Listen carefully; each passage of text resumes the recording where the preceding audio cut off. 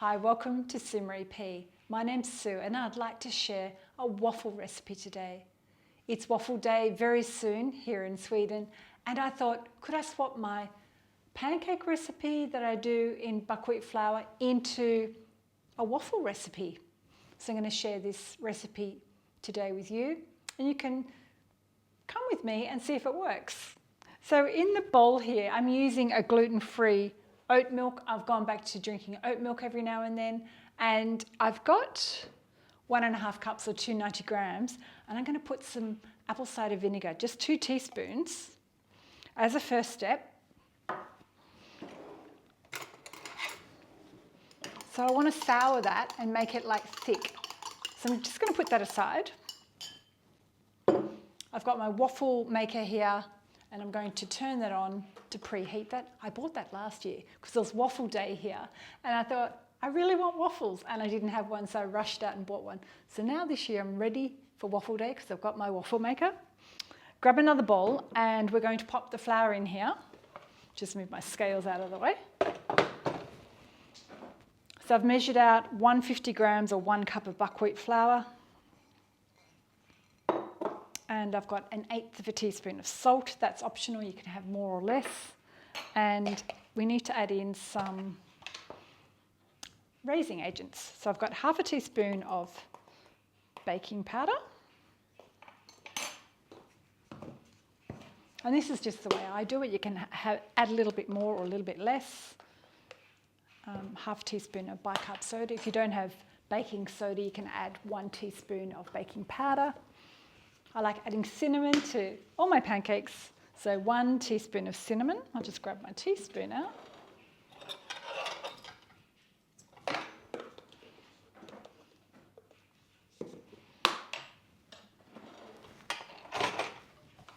Just going to whisk those together.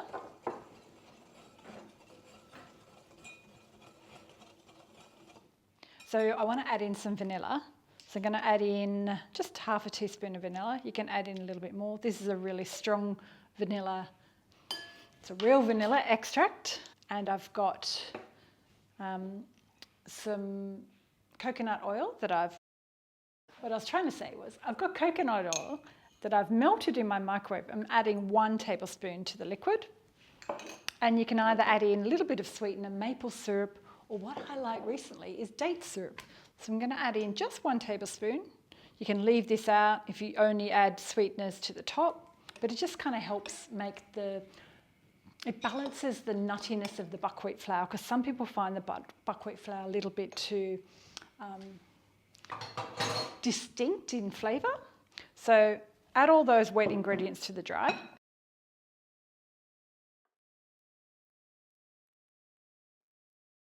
And it's always best to let the batter sit for at least 5 to 10 minutes before you pop it into the waffle maker. So I'm just going to put a timer on. Hey Siri, set a time for 10 minutes. And don't be too worried about if you've got any lumps in there. Just get any big ones out, but there might be a few little ones left in there.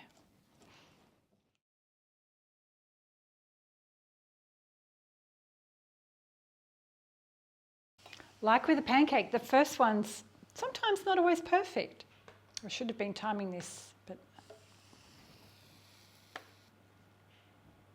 needs to be a little bit crispier. I probably could have used more batter. I'm just going to let it sit here on a wire rack. A little tip I just read that helps them be crispier. Okay, let's scoop a second one in. I had my microwave buzzing in the background because I was defrosting some raspberries to go on top.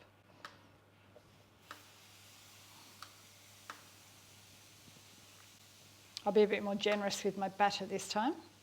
And this is a large waffle maker. So we often grab that and share it, or you can just eat it all if you like. So they're my frozen raspberries that I've just defrosted slightly. I'll pop those on top.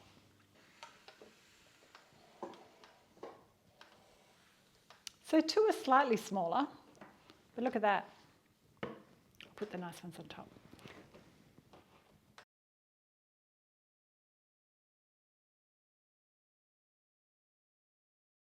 So I'm going to do a taste test on the waffles, and I've just decorated this for some photographs with some, these were frozen raspberries that I defrosted in the microwave, so they've gone a little bit soft and almost like a raspberry puree.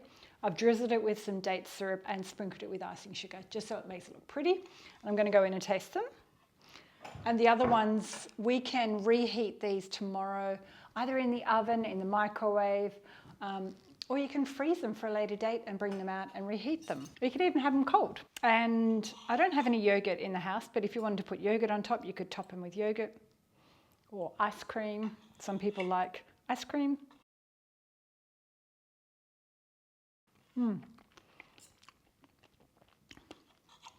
They have gone a bit cold now because I've been photographing, but the texture is really good. My waffle maker makes the waffles quite thin. You might have a waffle maker that creates a thicker waffle. I think there's a difference between Norwegian waffles and Belgian waffles. But the flavour is really good. Kind of like a pancake, but not a pancake because it's a waffle. The recipe works.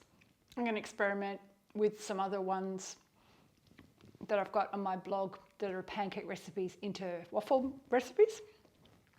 But waffle day is coming up the end of the month, so give this recipe a go, or you don't even have to wait for waffle day. You can just make them any time of the year. Enjoy my buckwheat waffles, gluten-free, healthy and delicious. Yum. Don't forget, hit thumbs up. Subscribe and send me a message, and I'll stop talking with my mouth full. Hej då from Sweden.